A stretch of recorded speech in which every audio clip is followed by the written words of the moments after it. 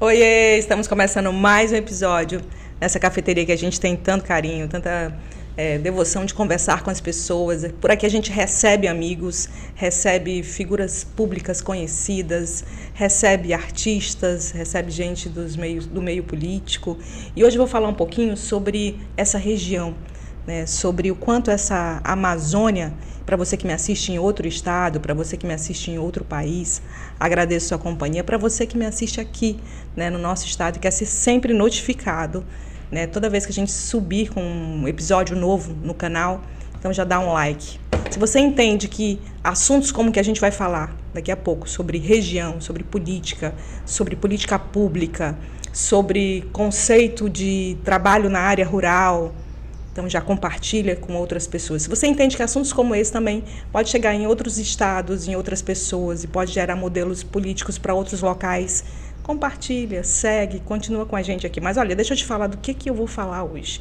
A gente vai falar hoje sobre, na minha concepção, uma personalidade política que tem história, que conhece esse estado e essa região amazônica como poucos políticos que a gente tem na atualidade. Tem um trabalho sério voltado para a política, principalmente para a política rural, né, para famílias de um modo geral. E falo isso como comunicadora, que muitas vezes tinha na minha pauta acompanhar o trabalho politicamente de acompanhar trabalhos políticos e desenvoltura políticas de algumas personalidades. Ele eu acompanhei algumas vezes, inclusive estive com ele, com toda a sua equipe na época, no Baixo Rio Branco, e geramos um conteúdo de rede nacional muito forte que falava sobre aquela região. Hoje meu convidado é Edio Vieira Lopes, que já está por aqui. Gostou do cafezinho? Adorei. Vamos de brindinho aqui de café. Seja muito bem-vindo. Vamos conversar um pouquinho e tomar um café aqui com a gente, né? Com certeza. Você está voltando para o cenário político, me conta um pouquinho. Já vou começar por aí, vamos começar mais ou menos por aí. Daqui a pouco a gente continua falando um pouco mais desse currículo, porque, gente, é uma história com a política que ela vai se dividindo com o tempo, no sentido de atuações dentro de esferas políticas, atuou como vereador, atuou como representante, principalmente como representante bem no início, municipal, depois foi para um trabalho estadual, depois entrou na esfera federal. E na esfera federal, eu que estive também algumas vezes fazendo trabalhos especificamente, na época como televisão, dentro do Congresso, ali eu vi também uma força, uma capacidade de diálogo e de conversa, em momentos que não eram momentos muito simples para o estado de Roraima, mas que era necessário dialogar, era necessário falar, era necessário conversar. E você sempre teve essa linha, né? E por um período se afastou recentemente e agora você retoma. Conta pra gente como é que vai ser tudo isso. Eu já vou entrar nesse ponto nosso aqui.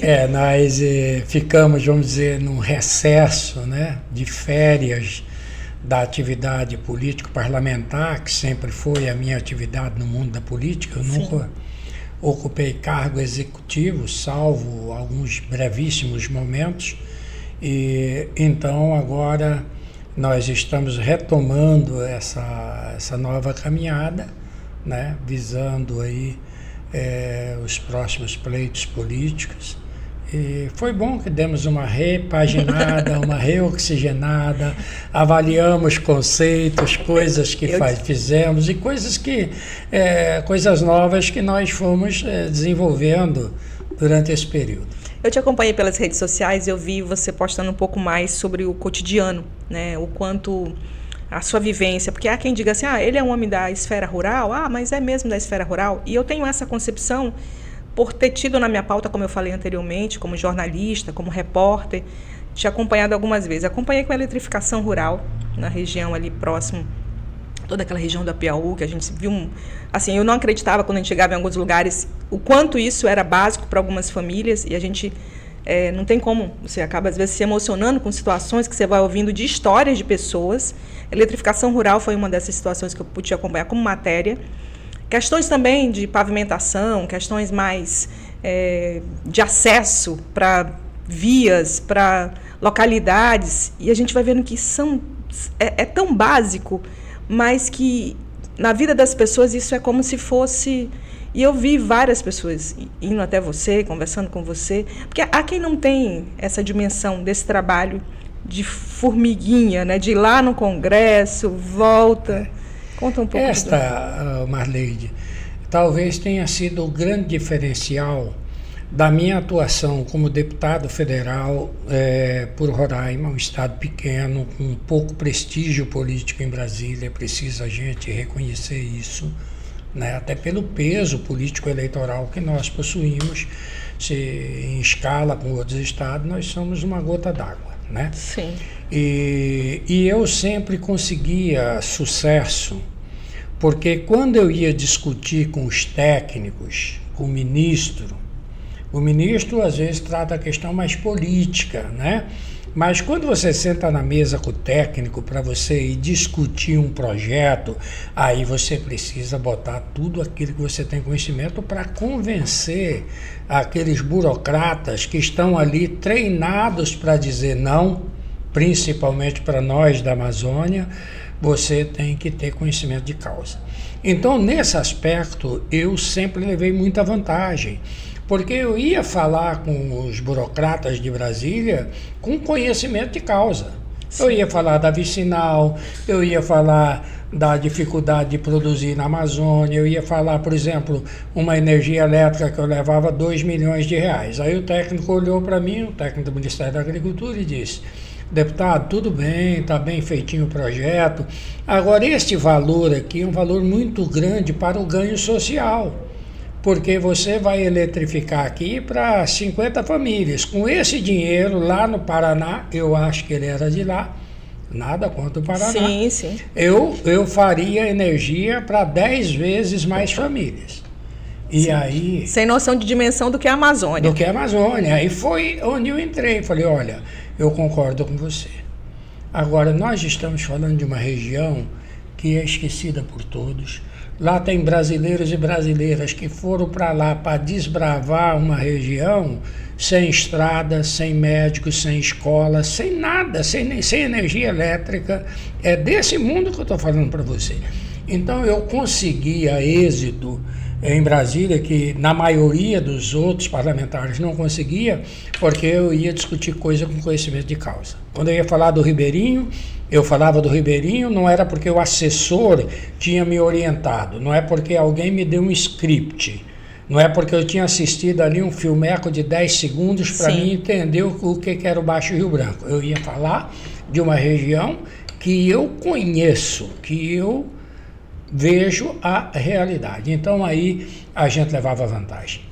A gente tem até umas imagens aí, eu pedi para a Cirlei, que está aqui do outro lado acompanhando ele um pouco, né? A gente tem umas imagens aí do Baixo Rio Branco, que são fotografias que foram recentes. Você esteve recente lá, né? Eu falo sempre do Baixo Rio Branco, o Marleide, que é uma região, talvez a região mais esquecida desse estado, mais injustiçada. Porque é uma região com baixíssima densidade eleitoral e ali é normal, ou não deveria ser, que o político só vai lá na época de eleição e nunca mais. Então eu me dediquei muito àquela região, nós desenvolvemos ali bons projetos, grandes desafios nós enfrentamos, porque eu, como deputado federal, eu me sentia na obrigação de que eu tenho que ver o Estado, eu tenho que ver os bolsões de esquecimentos que tem nesse Estado, por conseguinte, nessa Amazônia. Olha, eu lembro que a gente teve lá, não vou recordar o ano, mas a gente fez uma matéria, na época eu estava pela TV Brasil, fazendo conteúdo nacional, e a gente fez uma videoreportagem sobre os peixes ornamentais in natura naquela região, que é uma coisa assim, gente, quem nunca viveu isso, né, e ama a Amazônia, ou quer viver ou seja, ter uma experiência mais ecológica, mais próximo dessa paz que a natureza é capaz de te dar, eu fiquei em estado de choque quando eu vi os cardinais, o xadrez in natura em Caicubi, que é uma região muito bonita, né, mas completamente carente, né? Completamente carente. Para você ter uma ideia, o peixe ornamental, que deveria ser uma fonte de renda, de riqueza para aquela região, na verdade, quem acaba ganhando com isso é Barcelos, que está do outro lado do Rio Negro. Sim. Porque o peixe é produzido aqui, é vendido a preços insignificantes, aviltantes até, para o atravessador de Barcelos, que legaliza e exporta para o mundo inteiro, principalmente para a Ásia. Então essa é uma questão, mas tem que ser uma política de Estado para fazer essas coisas mudarem o seu eixo. Né? Eu lembro politicamente, você naquele exato momento estava indo com uma estrutura ali, mas unicamente era o único político presente. Eu me faço muito presente, eu sou ainda daquela quase extinta classe política que se mistura com as pessoas. E eu gosto de entrar na casa, de conviver, porque aquilo que eles estão fazendo ali, Marleide, na maioria das vezes eu fiz quando jovem, quando pequeno agricultor no interior de São Paulo e depois como pequeno agricultor aqui no estado de Roraima. Essa é a minha origem por quase 40 anos, então a gente não esquece esse traquejo. E ainda hoje eu sou um pequeno agricultor. Você uma vez comentou, eu lembro numa pauta que a gente meio que estava organizando, e que a sua origem é muito simples, né? Você bem, ainda na época eu lembro como presidente da Assembleia, a gente fez um acompanhamento de um trabalho seu, de uma fala sua. Por que as pessoas vão falar, mas era assessora? Não é, gente. É porque ele esteve como presidente da Assembleia Legislativa por um período, e por um período foi considerado deputado federal que tinha um destaque nas questões rurais, e tem um trabalho, tanto que continuou ainda com esse diálogo, e com capacidade de conversa com comunicadores.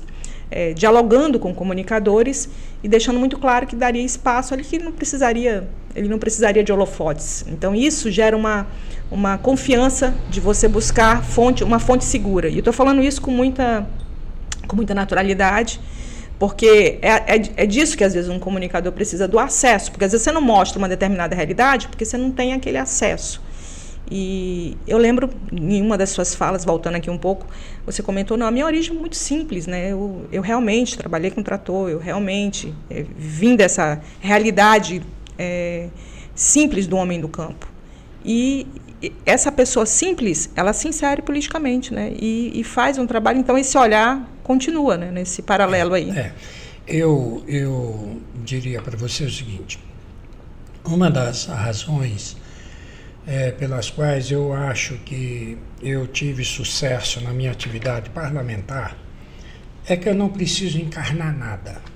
Eu não preciso fazer de conta com nada. Eu não preciso maquiar nada. Eu sou aquilo ali, né? Então isso é aquilo que eu estava dizendo agora. Aquela dancinha verdadeira, né? É verdadeira. Pronto. Então quando eu vou falar com o pescador, eu sei o que é a vida do pescador, porque eu vejo, eu pesco também, quer dizer, pesco de forma artesanal. O agricultor, eu fui agricultor a vida inteira, hoje continuo sendo agricultor. O criador de vaquinha, eu também tenho minhas 4 vaquinhas que crio lá com a dona Nega, né? Um abraço especial para a dona Nega, eu tô com saudade dela, gente. Então, foi prefeita em Mucajaí, fez um trabalho muito forte também, mas vocês vivem, né, na fazenda. Nós vivemos na fazenda, nós moramos na fazenda, né? E continuo plantando, agora mesmo estou plantando 70 hectares de milho, quer dizer, eu continuo produzindo a minha ração para dar para o meu gadinho, para os meus carneiros, enfim, eu continuo fazendo aquilo que sempre fiz, e por isso a minha vantagem em quando vou discutir essas coisas, eu discuto com conhecimento de causa. Com prioridade, né? Porque eu acho que é isso que você meio que comentou anteriormente, você pegar um projeto feito por um assessor e ler esse projeto e ir lá defender sem ter conhecimento de realidade. E, gente, são tantos momentos, né? Eu lembro, eu acho que em 2009, não me lembro bem, 2008, área de livre comércio, Câmara dos Vereadores, e eu lá na pauta política, né? Não tinha muita noção do que seria uma LC para Roraima, o que significaria uma área de livre comércio em Roraima. Mas aí a gente vai estudar o assunto, e eu lembro que ali era uma pauta sua naquela época, hoje é uma realidade, né? A gente vê que a gente não tem mais aquela diferença. Antes daquele processo ali era uma diferença gritante de valores para Roraima. Sim. Em relação a gente atravessava e ia comprar tudo em Manaus, quem queria comprar algo diferente ou algo com um nível de quantidade, principalmente o próprio comércio. Hoje a gente já tem uma realidade bem similar, E tudo isso foram projetos conversados com as pessoas, né? Exato. Ali era uma audiência pública para explicar na época, né? Pouca gente lembra disso. Porém, era uma ação que você tomou uma frente ali, né, de trabalho. Veja bem, Marleide, você tocou num ponto que eu responderia sem titubear. Durante todo o meu trajeto político, qual foi a ação que eu poderia ter trazido mais benefício a esse Estado? Eu responderia numa só palavra: a área de livre comércio de Boa Vista. Nós vivíamos naquele momento, e você recordou bem, um momento de extrema decadência do comércio em Roraima. Nós tínhamos uma área de livre comércio em Santa Helena do Arém, que era pujante na época. Nós tínhamos a área de livre comércio de Letem e nós tínhamos a Zona Franca de Manaus. Quer dizer, nós estávamos uma ilha cercada de áreas de livre comércio. Sem consumir no próprio comércio. Exatamente, era comum. O funcionário recebia seu 13º, suas férias, ele pegava um ônibus, ia a Manaus e comprou um aparelho de televisão. Sim. Por quê? A diferença de preço compensava ele ir lá, fazer o turismozinho dele e comprar a televisão e voltar para Roraima. Ninguém comprava bens de consumo mais sofisticados em Roraima. O empresário pegava uma grande obra do governo, primeiro passo dele era ir a Manaus comprar o cimento, a telha, a ferragem, a cerâmica, comprar tudo. Aqui comprava um parafuso que às vezes faltava na sua construção. Sim. E naquele momento ali, isso foi 2007, 2008, o comércio de Boa Vista vivia às moscas. Os nossos comerciantes estavam fechando as suas portas, e eu me lembro de uma matéria publicada pela Folha de Boa Vista, em que um grande corredor nosso aqui já tinha mais de 40 estabelecimentos fechados. E os comerciantes, uns estavam fechando as portas, outros estavam desempregando, outros estavam fazendo pior ainda, estavam pegando o seu capital aqui e indo investir no Amazonas, indo investir em outros estados, quer dizer, levando... Era o que tinha mais estrutura, no caso. Não tinha mais estrutura. Então, nós enfrentamos uma verdadeira batalha para trazer a área de livre comércio para cá, tanto aqui quanto em Brasília. Convencer Brasília naquele momento, até por força de um tratado do Mercosul, de que nós precisávamos de uma área de livre comércio, foi uma batalha dentro do Congresso Nacional. Principalmente junto à Receita Federal, que não quer abrir mão de receitas. E eu me lembro que nós conseguimos aprovar a transferência da área de livre comércio de Pacaraima para cá, que foi outra guerra, porque nós tínhamos uma área de livre comércio criada pela Marluce, acho que lá pelo ano de 92, em Pacaraima, que é um distrito. E nós entendíamos que essa área de livre comércio tinha que ser mais abrangente. E daí nós promovemos a transferência da área de livre comércio de Pacaraima para Boa Vista, porque o Tratado do Brasil no Mercosul não permitia a abertura de novas áreas de livre comércio. Ponto. Conseguimos aprovar com ganhos de incentivos fiscais melhor do que a Zona Franca, tanto é que muita coisa Sim. em Boa Vista hoje custa mais barato do que em Manaus. Sim, a gente já consegue visualizar essa realidade local. Isso. Para eu encerrar esse capítulo aqui, você vê como é importante às vezes um momento, o time. Nós aprovamos, foi publicado, aí na época líder do MDB, o deputado Henrique Alves do Rio Grande do Norte, um dia me chama e me comunica: olha, Edio, aquele projeto seu da área de livre comércio, o Palácio acabou de me informar que o presidente vai vetar. O presidente era o presidente Lula. Aí eu disse para ele, até assim, num alto consolo, né? Poxa, se eu falasse com o presidente 2 minutos, ele não vetaria. Aí o Henrique falou, mas está em cima da hora, a decisão já está tomada e tal. E passados uns 2, 3 dias, o Henrique me chama: Edio, eu estou aqui no Palácio e vou entrar com o presidente agora, e se você correr para cá, eu te levo.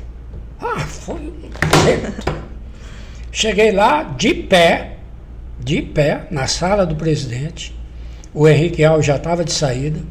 Eu contei para ele essa historinha, que Boa Vista estava estagnada, que aqui uma outra matéria também da Folha de Boa Vista, 68% na época de todo o dinheiro que circulava em Roraima, ou ia para Letem, ou ia para Pacaraima, para Santa Helena, ou ia para Manaus. E o presidente, daquele jeito assim, espontâneo dele, disse assim: deputado, vote para o seu estado e diga que eu vou sancionar. Assim. A área de livre comércio. A área de livre comércio. Foi assim que nasceu a área de livre comércio de Boa Vista. Hoje, a FEComércio publicou recentemente um livro muito bem produzido, inclusive com uma homenagem a mim, que não julguei nem merecedora de tanto, mas que deixa claro a locomotiva que esse estado tem, que é o comércio. A pujança do comércio, o emprego, o nível de emprego que surgiu. E de lá para cá, Marlene, o comércio que estava fechando começou a abrir filiais. Com a área de livre comércio vieram as grandes redes para Roraima, que fez a concorrência sadia, necessária, que o consumidor hoje comprasse uma caminhoneta aqui em Boa Vista, e você pode pesquisar. Uma caminhoneta, qualquer uma delas hoje, em Boa Vista, ela custa no mínimo 40 mil reais mais barato do que em qualquer outro lugar deste país. Isso é fruto da área de livre comércio. É reflexo. Então eu me sinto orgulhoso dessa ação e talvez essa tenha sido a ação de maior auxílio, de melhor importância para o Estado que eu consegui desenvolver. Eu acho que o senhor tinha que estar dando palestra sobre questões políticas profissionais já, porque tem uma coisa que é muito bem administrada politicamente na sua vida, que eu acompanho, que é a questão do diálogo, a capacidade de diálogo, né? Você consegue dialogar com a academia, com grupos militares, com povos originários e com políticos. E isso é uma maestria, né? Isso foi a vida política que lhe ensinou? Veja bem, eu disse no começo da nossa conversa que a minha militância sempre foi no mundo do parlamento. E o parlamento, ai daquele de quem não conjugar na terceira pessoa do plural. Nós sempre, quando você vê um parlamentar discursando, preste atenção. Se ele falar nós, você comece a dar um crédito a ele. Se ele falar eu, tire ele da sua agenda. Porque no parlamento não tem o eu, no parlamento tem o nós temos que decidir tudo em colegiado. Então, o diálogo, ele impõe a quem está dialogando a concepção de que a ideia dele é boa, mas o interlocutor pode ser melhor. Então, daí a necessidade desse diálogo permanente com todos os segmentos. Eu dialogava bem com o governo, eu dialogava bem com a oposição, eu dialogava com os povos originários, como você falou aí, com a agricultura familiar, com o mundo acadêmico, né? Então, com os militares, eu tinha um acesso excelente. É preciso entender os posicionamentos para poder... Exatamente, eu tinha um acesso excelente nas 3 Forças Armadas, tanto é que teve momentos dentro do Congresso Nacional que eu era tido como o grande defensor das bandeiras de pleitos das Forças Armadas dentro do Congresso Nacional. E sei que eu nunca tenha sido um único dia militar.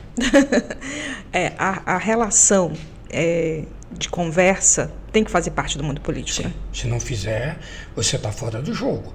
Porque o juiz lê o processo e decide, publica-se. O governador e o presidente, baixa o decreto, publique-se e cumpra-se. O parlamentar não tem publica-se e cumpra-se. O parlamentar tem que primeiro convencer.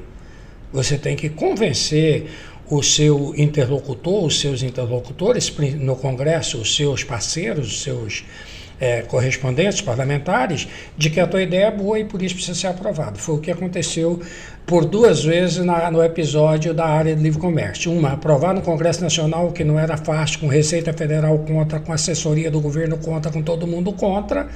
Nós tivemos de botar a alma, botar o coração no nosso argumento, de que Boa Vista não poderia ser extinta, sair do mapa, né? E por conta da conjuntura econômica que estava ao nosso redor.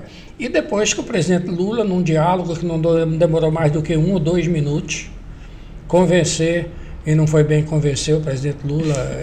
Entendeu essa realidade? Entendeu essa realidade, e aqui sem nenhuma bajulação, sem nenhum petismo aqui, que eu nunca fui adepto do PT, mas o presidente Lula, uma coisa nós temos que reconhecer: ele é um homem que tem coração, ele tem sentimento, ele não é uma máquina, né? Que às vezes o executivo se transforma numa máquina, né?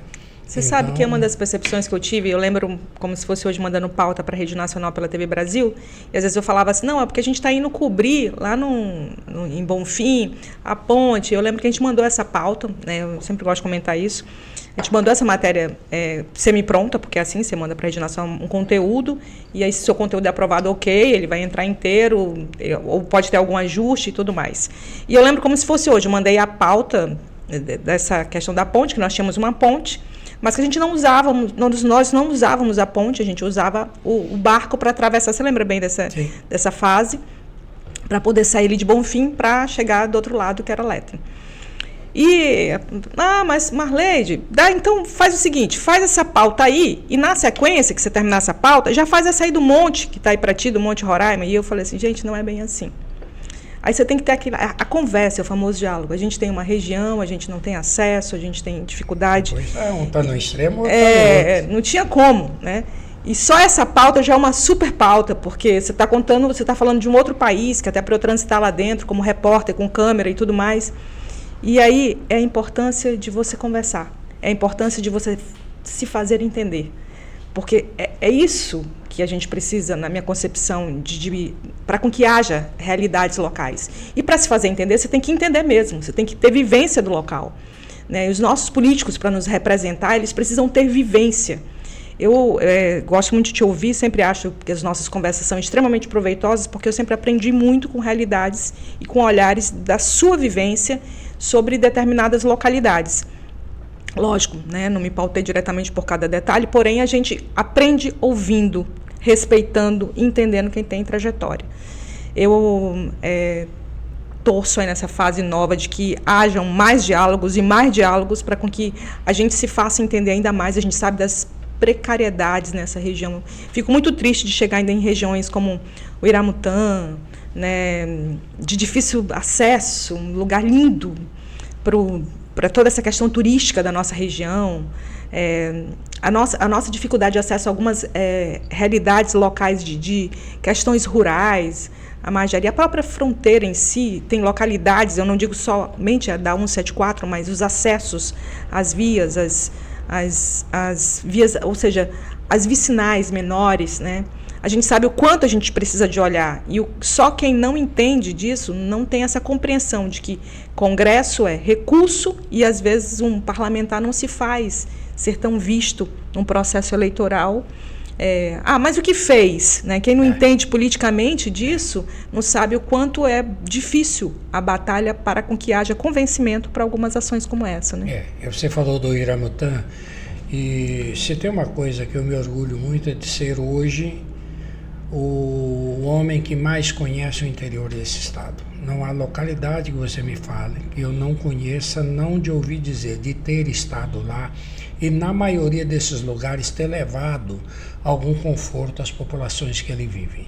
E o Iramutã é um município lindíssimo, como você acabou de falar, com uma geografia absurda, com uma natureza espetacular. Eu vou dar deixa para quem está assistindo a gente. É o município que faz fronteira lá com o Monte Roraima, gente. Está do ladinho do Monte Roraima, né?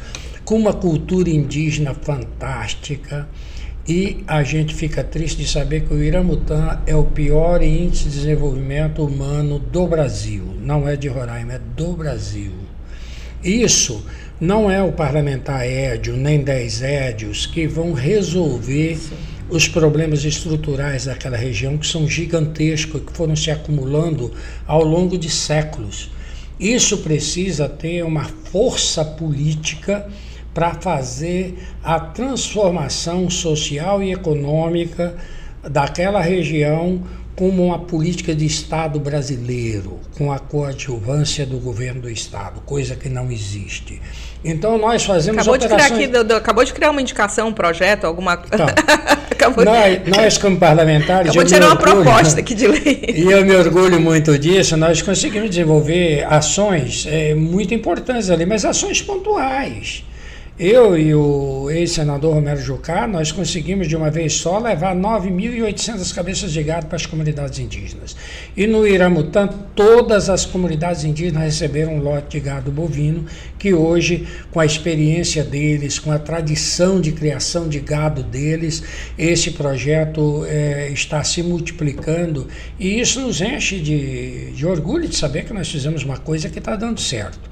Energia elétrica agora, neste ano 2025, ainda emenda minha de quando estava no Congresso Nacional, que é outra coisa absurda neste país, é a execução do orçamento. Você vê que eu saí da Câmara dos Deputados há 3 anos atrás e ainda tem emenda minha que ainda está em processo de formalização, de liberação de essa recursos. Tramitação é... Isso, agora nessa emenda nossa, que dá quase 9 milhões de reais, está em processo de licitação, e nós levaremos energia elétrica 24 horas por dia para mais de 20 pequenas comunidades indígenas, ali na região do Monte Muriá, Muriá 2, Chimarau, naquela região que vai para o Flechal, depois subindo para lá, e São Gabriel, e indo até o Canã.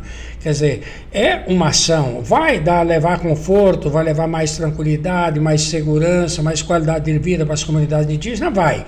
Agora, é uma ação isolada. É preciso ter os complementos para que nós possamos tirar do nosso relatório um município nosso tão bonito, tão importante, tão rico, como tão importante o pior para o índice país. de desenvolvimento humano do Brasil. Então é importante para o país. A gente está falando de um município totalmente indígena, né, que faz fronteira Exatamente. com o Monte Roraima, que tem um cenário das 7 quedas, que é uma região belíssima. Eu sou fascinada. Cachoeira do Tamanduá, tão Cachoeira do questionada, Tamanduá, né? Uns a quer como natureza, como cartão postal, outros acham que tem que fazer hidrelétrica, mas esse conflito de ideias é que enriquece a todos nós. Lhe agradeço imensamente. Acho que falar sempre daria diversos capítulos a gente falar só sobre região também, né? Olha, Roraima, gente, são 700 sítios arqueológicos. Descobri isso fazendo conteúdo acadêmico pela Universidade Federal de Roraima. A gente conhece a Pedra Pintada popularmente, né? Mas tem muito mais. É um lugar rico, belíssimo. E a gente não pode ficar com essa identidade dos esquecidos, não. A gente tem que falar, tem que se fazer. E a gente sabe que o papel político, ele é um papel de comunicar também. Ele é um papel de dizer também. Ele é um papel de reverberar situações. E para isso é necessário estudar, é necessário viver, é necessário entender e ter vivência. Você, na minha concepção, faz parte desse grupo que traz como fonte, né, de projetos e ações que nos incita a estudar aquele assunto e conversar com as pessoas. E isso é fazer comunicação, que se faz muito bem com a política. Obrigada pela sua presença aqui. Não, nós é que agradecemos. E uma vez mais estar aqui com você, nesse papo descontraído, mas com muita inteligência, que é fator preponderante da minha entrevistadora. Eu agradeço. Agradeço a você aí do outro lado. Gostou do conteúdo? Dá um like. Acha que é interessante para outros cenários do nosso país entender um pouco mais sobre Roraima, sobre quem faz as coisas de certa forma por aqui? Então, compartilha o conteúdo, né? E segue o canal. Todas as vezes que a gente entrar com um episódio novo, você vai ser notificado e vai ter informações do que acontece nessa região, que é a Amazônia, e nesse pedacinho todo aqui do país, de um jeito muito diferente, que é Roraima. Até o próximo episódio.